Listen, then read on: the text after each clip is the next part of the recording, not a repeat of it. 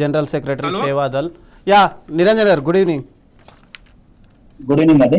Yeah, అయితే ఇక్కడ పరీక్షలు రద్దు కావడం కానీ మళ్ళీ నిర్వహించడం కానీ ఇదన్నీ కూడా ఇప్పుడు ఉన్న ప్రభుత్వాలు, అటు స్టేట్ గవర్నమెంట్ కానీ సెంట్రల్ గవర్నమెంట్ కానీ ఇదంతా కామన్ అయిపోయింది. అయితే ఈ సమయంలో ఇక్కడ ఎవరు ఎక్కువ నష్టపోతున్నారు? పేద గ్రామీణ విద్యార్థులు నష్టపోతున్నారా, లేదంటే విద్యార్థి సంఘాల నాయకులు నష్టపోతున్నారా, రాజకీయ నాయకులు నష్టపోతున్నారా? ముఖ్యంగా ప్యానెల్లో ఉండే పెద్దలకు, నాతోటి వారికి, అదేవిధంగా మీకు 9+ ఛానల్ ప్రేక్షకులకు ప్రతి ఒక్కరికి ధన్యవాదాలు. ఈరోజు భారతదేశం ఎక్కడ వెళుతుందని అంటే సనాతన ధర్మం అని సాకు చెప్పి ఒక 100 ఏళ్లకు వెనక తీసుకుపోవాలని బీజేపీ కుట్రలో భాగంగా ఈరోజు జరుగుతున్న పరిణామాలను మనం గమనించిన ఒక్కసారి 10 ఏళ్ల కాలంలో 12 ఏళ్ల నుంచి తీసుకున్నట్టయితే విద్యా వ్యవస్థ అనేది ఏ రూపకంగా చూసినా తెలంగాణలో గత పాలనలో కానీ, అదేవిధంగా కేంద్రంలో విద్యా వ్యవస్థ, విద్యా శాఖ మంత్రికి కనీసం అవగాహన లేకపోవడం అనేది కూడా మనం చూసుకోవాలి. దానికి పరిణామమే ఈరోజు రాజీనామా ధర్మేంద్ర ప్రధాన్ మంత్రి గారు, కేంద్ర మంత్రి శాఖ విద్యాశాఖ మంత్రి గారు.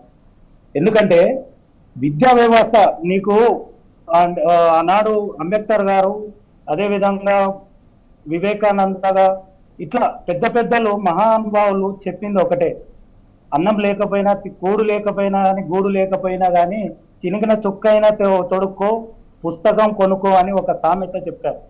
అంటే ఈ భారతదేశానికి పుస్తకం ఎందుకంటే అప్పటి నుంచి ఇప్పటి వరకైనా సరే బ్రాహ్మణ వ్యవస్థ పుస్తకానికి దగ్గర రానియదు.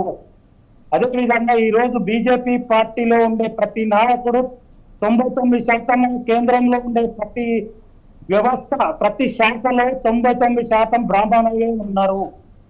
బీసీ, ఎస్సీ, ఎస్టీ బిడ్డలను అనగర్చిన వ్యవస్థ ఏదైనా ఉందంటే అది ఆర్ఎస్ఎస్ వాదం. ఈ ఆర్ఎస్ఎస్ వాదం ఎక్కడి నుంచి వచ్చింది? బీజేపీకి పుట్టుకొచ్చింది.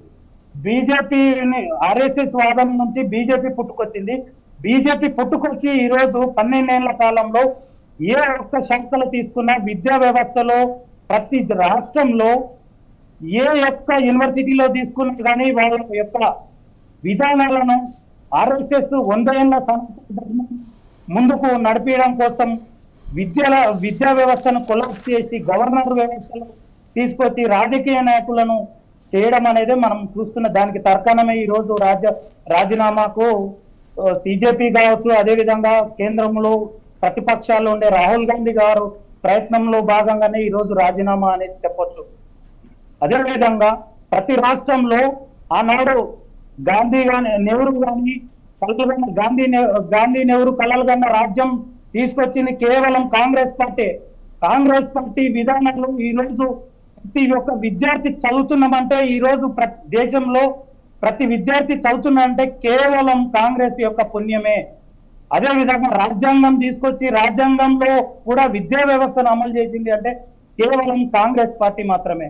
కాంగ్రెస్ పార్టీ అడుగుజాడల్లో పోవాల్సింది ఈరోజు ఆ కాంగ్రెస్ కు ఆపోజిట్ గా పోతేనే మా రాజ్యాంగం, సనాతన ధర్మం ముందుకెళ్ళి రాజ్యాంగాన్ని కొలాప్స్ చేసి విద్యా వ్యవస్థను కొలాప్స్ చేసి అభద్రత కల్పనలకు దేవుడని అభద్రత కల్పన సృష్టించి రాముణ్ణి, అదేవిధంగా